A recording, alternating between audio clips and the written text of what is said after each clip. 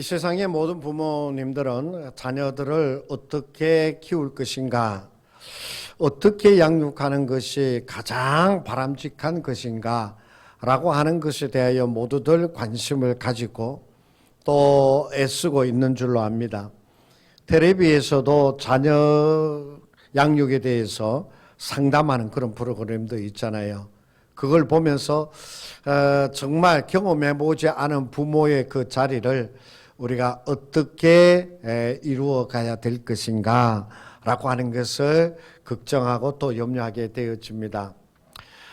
그래서 우리 부모들이 정말 그 자녀에 대하여 정말 내가 그 자녀를 양육하는 그 기쁨을 가지게 되어지고 또 그것에 대하여 보람을 가지게 되어지면 이것보다 더 행복한 것이 없는 줄로 압니다. 지금 우리나라에 트롯 열풍이 불고 있잖아요. 그래서 여러 방송국에서 유사 프로그램들을 많이 진행을 했지요.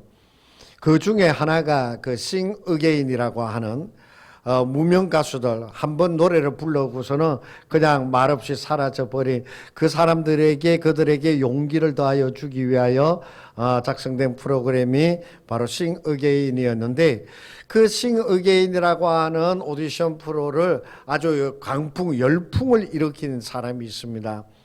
바로 우승을 한 30번 참가자의 이승윤이라고 하는 청년이었습니다. 이승윤 씨가 노래를 하게 되었지면은 정말 저도 그 이승윤 씨 얘기를 많이들 하길래 한번 몇 번 봤더니 정말 있잖아요. 모든 노래를 자기 스타일로 쫙 바꿔 가지고 정말 잘 부르는 거예요. 내 마음에 유단을 깔고 이러면서 노래를 하는데 그 왜 유희열이라고 하는 그 유명한 방송인이며 그 음악가 작곡가 있잖아요. 유희열 씨가 이 이승윤 군을 보고 넌 도대체 누구야? 너 어디다가 지금 이렇게 나오는 거야? 너 누구야? 이렇게 얘기할 정도로 정말 그의 음악이 독특하면서도 정말 많은 사람들에게 그냥 와 하는 그 마음을 가지게 되어졌어요.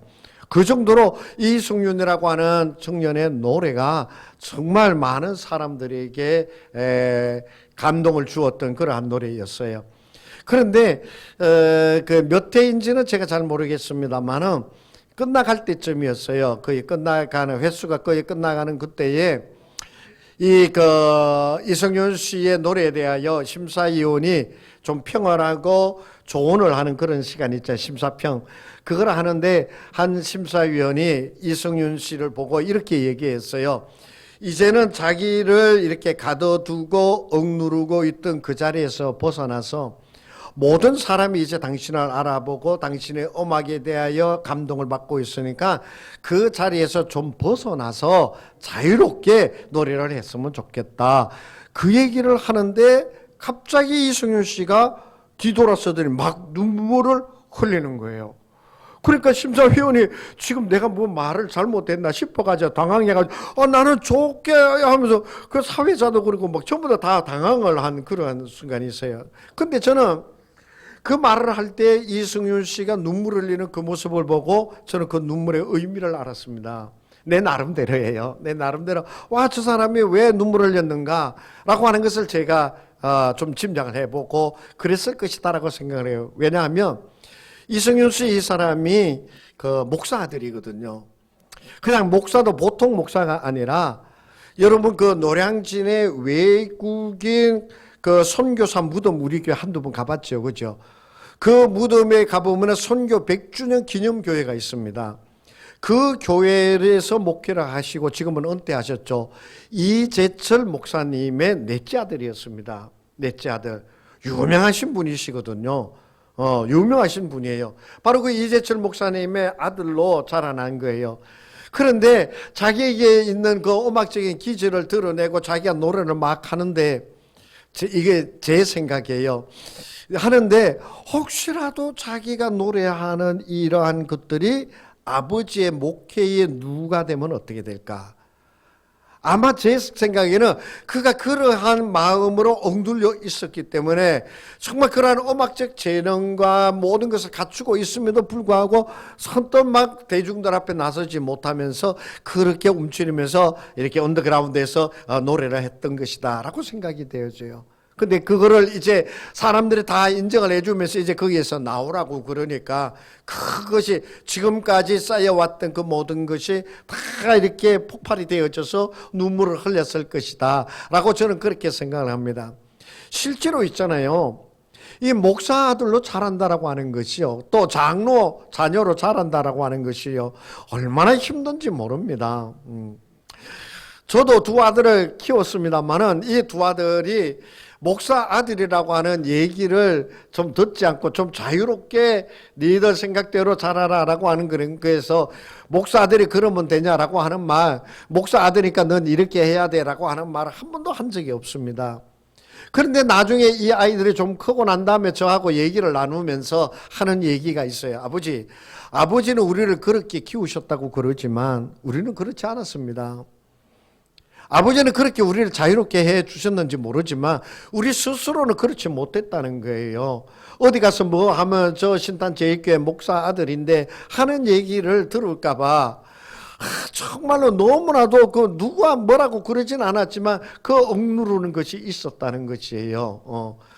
그러면서 우리는 컸습니다 라고 하는 얘기를 제 아들이, 그 얘기를 내가 알고 있으니까 그 이승윤이가 뒤로 돌아서서 눈물 흘리는 그 의미를 제가 나름대로 그렇게 생각을 해 보았습니다. 그런데 이 아버지 이재철 목사님이 그 아들이 넷인데 셋째 아들은 우리나라 이름은 제가 지금 기억이 안 납니다만은 유명한 유튜버라고 그래요. 많은 구독자를 두고 아직 그 유튜브계에서는 유명한 친구라고 그래요.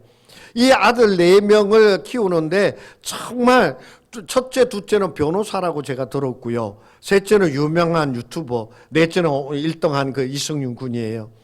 근데 이 아버지가 자녀를 양육하는데 그냥 목사 아들이니까 뭐 신앙적인 얘기야 뭐 이런 것을 얘기했느냐면 전혀 그렇지 않았다는 거예요. 그런데 단 하나 얘기한 것이 있다고 그럽니다. 너는 하나님께서 너희들에게 준 달란트가 있다. 그 달란트를 찾아서 잘 사는 것이 바로 내 삶이다 라고 하는 얘기를 해 주었다는 거예요.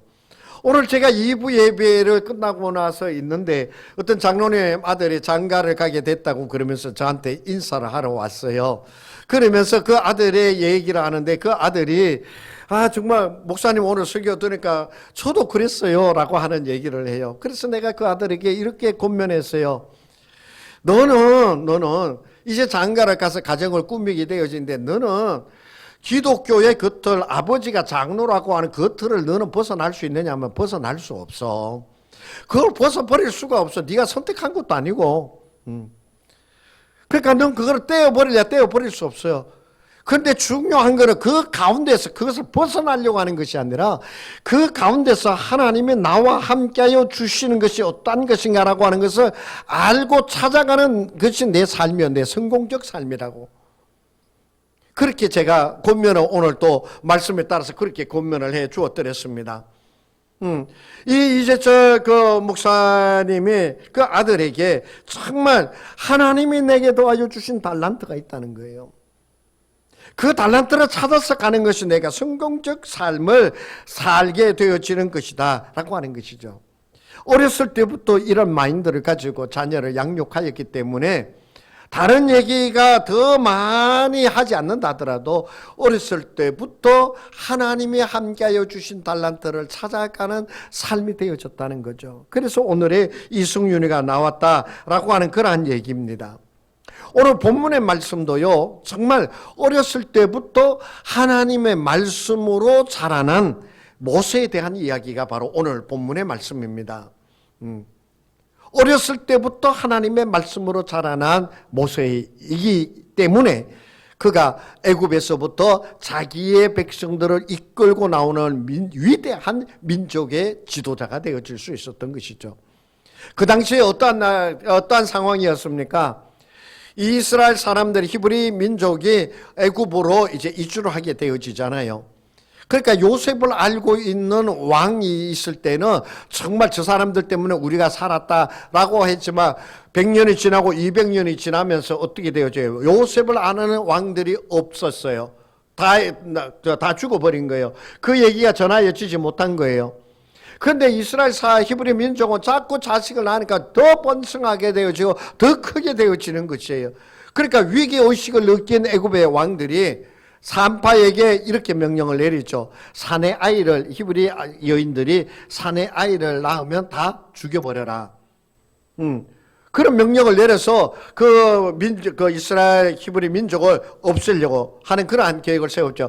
그러다 보니까 아이를 몰래 키우는 그런 부모가 있어요. 바로 모세의 집안이 그랬다는 것이죠.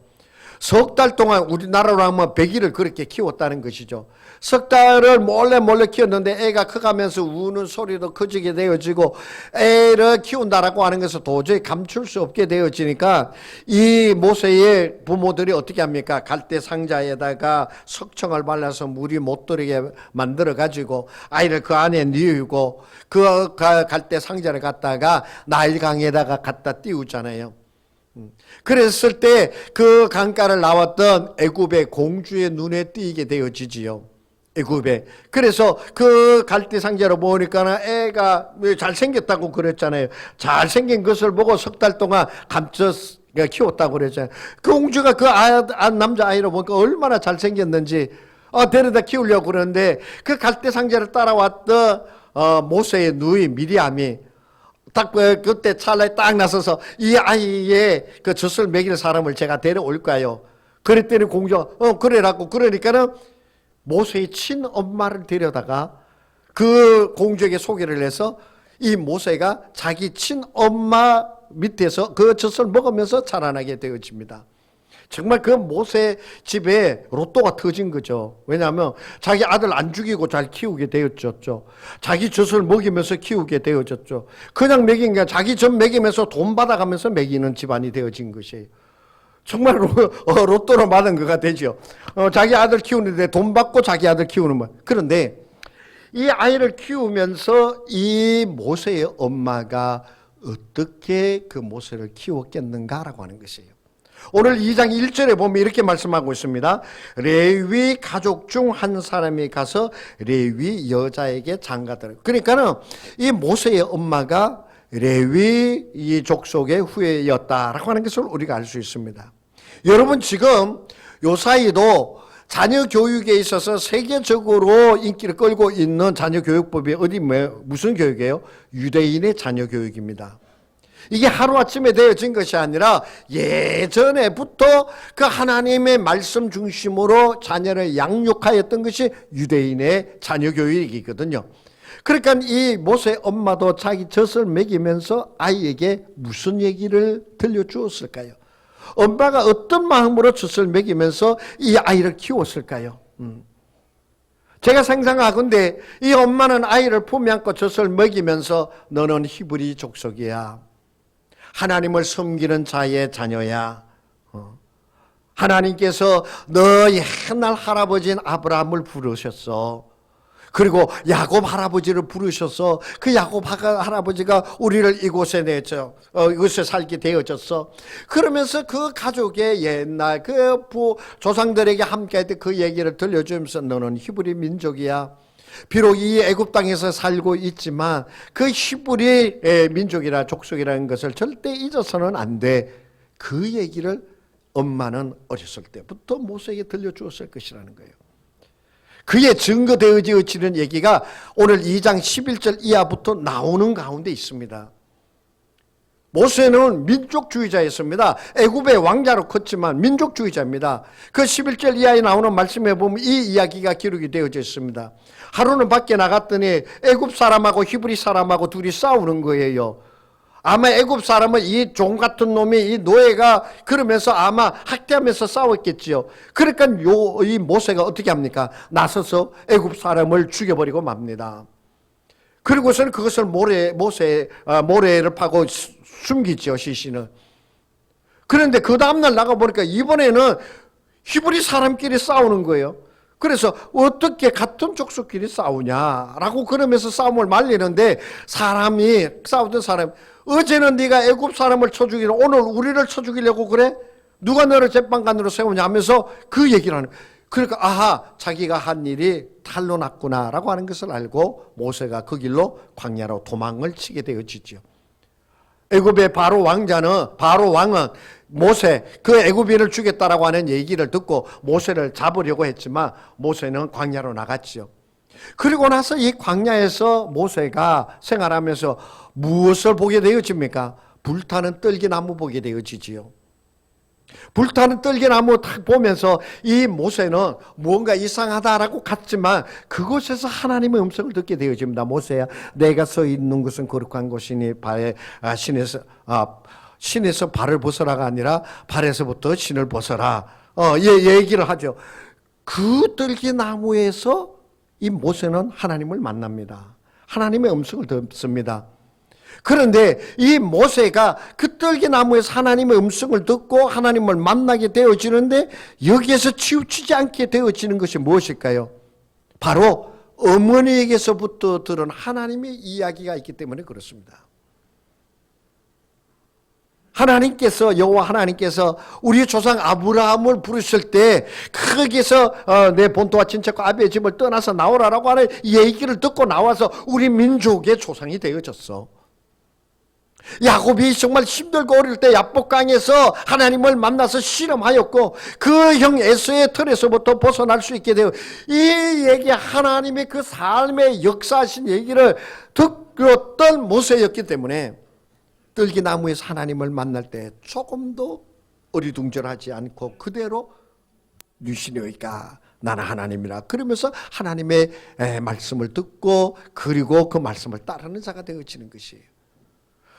이건 무엇을 얘기하느냐 하면요, 어렸을 때 어떠한 이야기를 듣게 되어지고 어떠한 이야기를 듣고 자랐느냐에 따라서 그 사람의 인생이 결정되어진다는 것을 얘기하는 것입니다.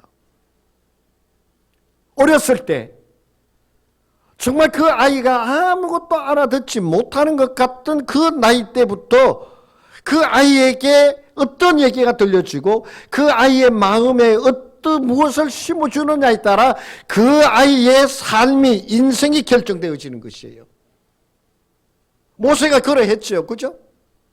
여러분 신약 성경에 보면 바울의 아들처럼 여기 제자가 있습니다. 디모데입니다. 그 디모데가 어떠한 사람이었습니까? 어렸을 때부터 디모데후서 3장 1장 디모데후서 1장 3절에 보면 이렇게 말씀하고 있습니다.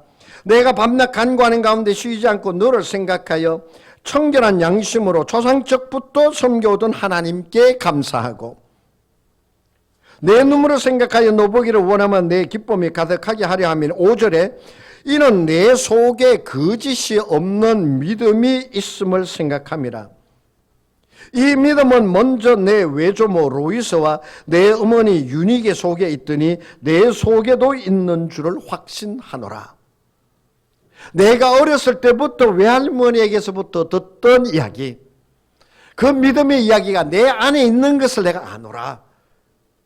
바울이 디모데의 그것을 알았기 때문에 디모데를 향하여 내 아들이라 친구라 제자라고 그러면서 정말 디모데를 후계자로 삼고 그렇게 사랑하여 준 모습을 보여주잖아요. 그 아이가 어렸을 때부터 어떤 얘기를 듣느냐, 우리가 지금 삼박자 교육을 하고 있는데 있잖아요. 이 삼박자 교육에서 제가 가장 안타깝게 생각하는 것이 뭔지 아십니까? 자녀들에게 있어서는, 자녀 교육에 있어서는 우리 세상의 부모와 우리 기독교인 부모들이 조금도 다르지 않다라고 하는 사실이에요. 세상 부모들과 똑같이 자녀들에게 공부시키려고 그러고요. 세상의 부모들과 똑같이 너는 성공하고 좋은 학교 가야 된다고 얘기하고요. 세상의 부모들과 똑같은 그 말을 자녀들에게 해주고 있다고 하는 사실이에요. 언제부터인가 우리 기독교인들 부모들이요, 세상의 부모들과 똑같이 성경의 얘기를 들려주는 것이 아니라 학원 갔다 왔냐? 너 오늘 이번에 성적은 어떻게 됐냐? 이 얘기만 아예 자녀들에게 해주지, 그 자녀들이 하나님의 말씀을 잘 들으면서 자라나게 하여 주지 않았다라고 하는 얘기예요. 어렸을 때 어떠한 얘기를 듣느냐? 이렇게 살펴보면 이 자리에 대부분은 벌써 자녀들이 머리가 다 커서 자녀들이 여러분 말을 안 듣는 나이가 되어져 버리고 말았죠. 그죠? 자녀들이 나를 무시나 하지 말았으면 좋겠다. 그 생각뿐이죠. 그죠? 이제는 그 자녀들이 내 말을 안 듣습니다. 자녀들을 교육할 수가 없습니다. 그럴 때 오늘 제가 들려드리는 말씀을 꼭 기억하시기를 바랍니다. 한번 따라서 합시다. 이것은 함께 해서 따라하세요. 이것은 내 유언이다. 내 마지막 소원이다. 그러니까 꼭 이렇게 해. 죽을 때 이 말 하지 마세요. 살아있을 때, 건강할 때, 평상시에 끊임없이 이 얘기를 자녀들에게 들려주세요. 내 마지막 소원이야. 내가 예수 믿는 게 내 마지막 소원이야. 내가 하나님 말씀대로 살아가는 그 모습 나는 보고 이게 너에게 바라는 마지막 소원이야. 정말 간절한 마음으로 돈 용돈 주니까 좋아가지고 아이고 우리 아들 좋아하니 이러지 마시고 이 용돈 안 줘도 죄. 내 마지막 소원은 내가 예수 믿는 거야. 내 마지막 유언은 내가 교회 나가는 거야. 정말 피 끓는 마음으로 정말 애 끓는 그 마음으로 자녀들에게 내 마지막 소원이다 이놈아. 내 마지막 소원이야. 네가 예수 믿지 않고 그렇게 살아가는 모습 보고 죽으면 나는 한이 돼서 못 죽을 것 같다. 이 얘기가 자녀들의 귀에 들려줄 수 있게 하기를 원합니다. 자녀들이 있잖아요. 돈 잘 버는 것, 높은 자리에 오르는 것, 그게 여러분의 소원입니까? 그게 여러분이 바라는 겁니까? 자녀들 돈 많이 버는 거, 한 달에 1,000만 원, 2,000만 원 벌는 거, 그게 여러분의 소원입니까? 그게 여러분이 원하는 겁니까? 그렇다면 기독교인으로서 회개하셔야만 합니다. 기독교인 그리스도인 학부모로서 어머니로서 회개해야만 합니다. 내 자녀가 돈은 벌지 못하더라도 주님 안에 있는 자녀가 되기를 원합니다. 내 자녀가 주님 안에만 있으면 나는 이 세상에 그 어떤 것보다도 행복한 자가 되어줄 수 있습니다. 이것이 우리의 소원이 되어야만 됩니다. 이것이 우리의 유언이 되어야만 합니다. 그래서 여러분이 이 세상에서 떠나고 났을 때, 이 세상에 떠나고 났을 때 자녀들이 엄마 아버지의 마지막 소원이 이거였는데, 엄마 아버지 마지막 소원이 내가 교회 나가는 거였는데, 내가 예수 믿는 거 그렇게 마지막 유언으로 말씀하시면서 소원하셨는데, 그 얘기가 생각날 수 있도록, 그 얘기가 생각날 수 있도록 여러분 자녀들에게 그 이야기를 들려줄 수 있기를. 이제 머리가 커서 내 말 안 들어요, 그러지 마시고 듣든지 아니 듣든지 그 얘기를 들려줄 수 있는 우리 부모들이 되어지기를 원합니다. 그리고 이제 때가 되어지면 여러분의 손자 손녀들이 여러분의 품에 있을 기회가 있을 것입니다. 그러한 때에 그 손자 손녀를 안고 디모데의 외조모처럼 로이스와 같이 그 모세의 엄마처럼 그 손자 손녀 어린 손녀를 안고서 기도해 주면서 하나님의 성경의 이야기를 끊임없이 들려줄 수 있는 그러한 우리가 되어지기를, 그러한 우리 할머니 할아버지가 되어지기를 축복합니다. 그 얘기를 듣고 자라면 어렸을 때부터 그 얘기를 들으면 그렇게 흘러가게 되어져 있습니다. 그렇게 흘러가게 되어져 있습니다. 바로 그러한 우리 기독교인 부모로서 그 자녀들을 향하여 그러한 사명을 가지고 그러한 간절한 마음을 가지고 자녀들에게 얘기해 줄 수 있는 우리가 되어지기를 간절히 원합니다. 그러면서 벌써 이제 본론으로 들어가려고 그러는데 시간이 벌써 50분이 다 돼 가네요. 한 가지만 말씀드리고 오늘 말씀을 마치겠습니다. 하나님과 함께하는 자녀가 되게 하십시오. 여러분의 자녀가 하나님과 함께하는 자녀. 한번 따라서 합시다. 하나님은 언제나 너와 함께하셔. 다시 한번, 하나님은 언제나 너와 함께하셔. 너는 언제나 하나님과 함께하는 사람이 돼. 따라서 하세요. 너는 언제나 하나님과 함께하는 사람이 되기를 바란다. 할렐루야. 이것 명심하세요. 하나님이 언제나 너와 함께하여 주시는 거야. 너는 언제나 하나님과 함께하는 자가 되어야 돼. 보세요. 이승윤의 아버지 이재철 목사님이 그 아들에게 하나님이 너에게 주신 달란트가 있어. 그 달란트를 찾아서 살아가는 것이 내가 행복하게 사는 거야. 뭐예요? 바로 하나님이 너와 함께 하신다는 얘기잖아요. 하나님이 너와 함께해서 너에게 달란트를 주셨으니까 너는 그 달란트를 찾아 하나님과 가까이에서 그 달란트를 찾아가서 사는 것이 내가 행복한 삶을 사는 거예요.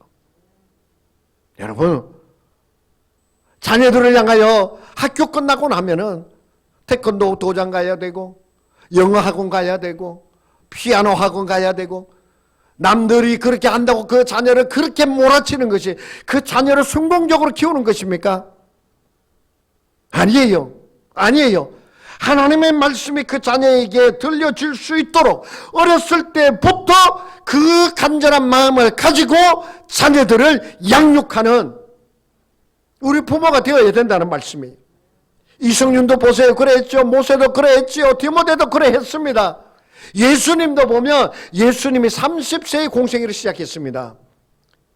그것은 무슨 말이에요? 30세까지 부모님과 함께 있었다는 얘기입니다.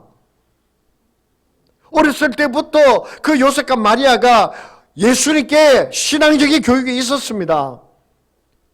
6월절에 그 성전에서 제사를 드릴 때 어린 예수를 데리고 왔다 잃어버린 사건이 있잖아요. 그렇게 그 아이들에게 어렸을 때부터 얘기를 해주세요. 어렸을 때부터. 이재철 목사님이 그 자녀를 키우면서 책을 낸 것이 있어요. 오래전에 냈다고 그래요. 아이에게 배우는 아빠.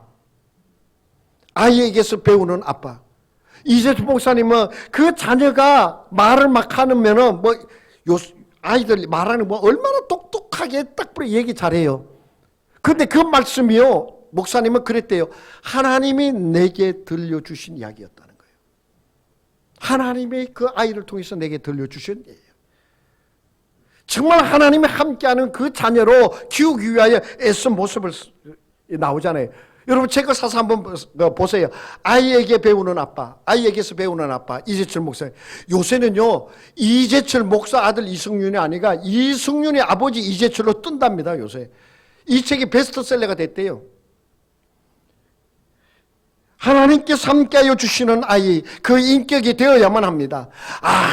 아무리 재주가 좋고 재능이 좋아서 높이 난다 하더라도 하루아침에 떨어져 버리잖아요. 쌍둥이처럼. 하루아침에 떨어져 버립니다. 하나님이 함께하여 주시는 자녀가 될 때 그 성품이 온전하게 되어져요. 그 인성교육이 이루어지는 것이에요. 그 삶의 목표를 찾게 되어지는 것이에요. 그것을 이루어 나가기 위하여 내가 어떻게 해야 되는가를 배우게 되어진다라고 하는 것이에요.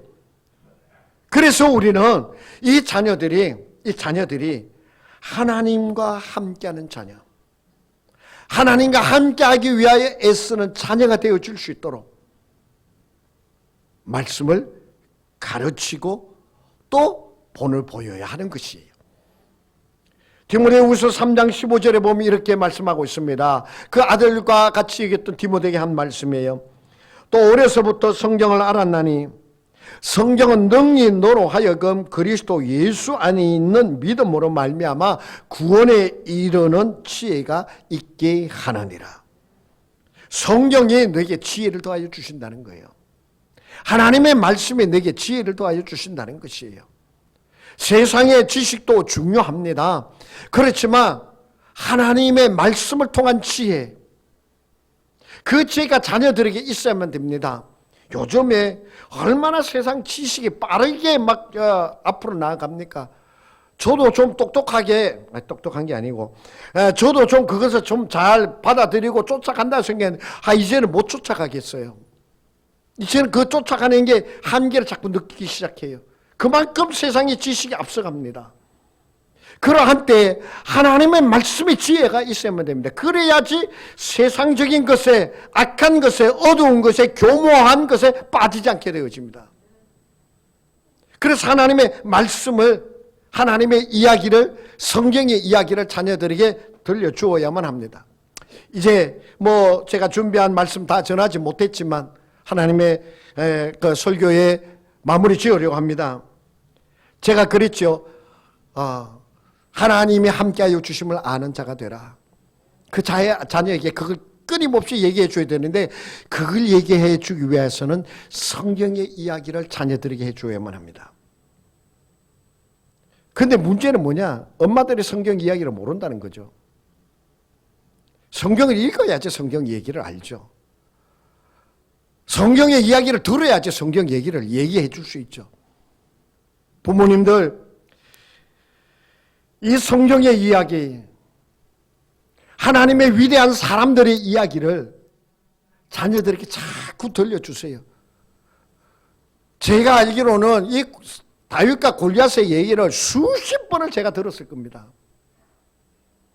마리아가 말씀대로 하옵소서라고 하는 얘기를 수십 번 지금까지 들었을 거예요. 그 얘기가 귀에 못이 박히도록 계속 해주세요. 그래서 하나님의 말씀이 언제나 자녀들과 함께 할 수 있도록 해주세요. 듣든지 아니 듣든지.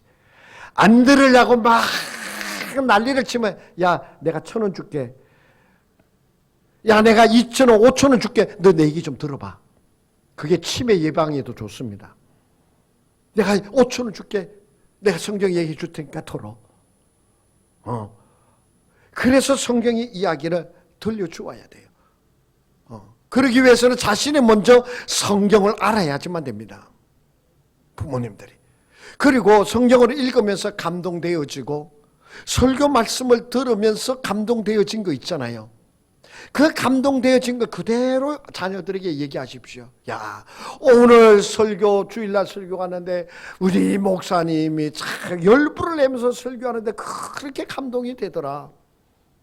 자녀들에게 성경 얘기해 주라 그랬는데 난 한 번도 해주지 못한 것 같아서 너무 미안하더라. 아들아, 딸아, 미안하다.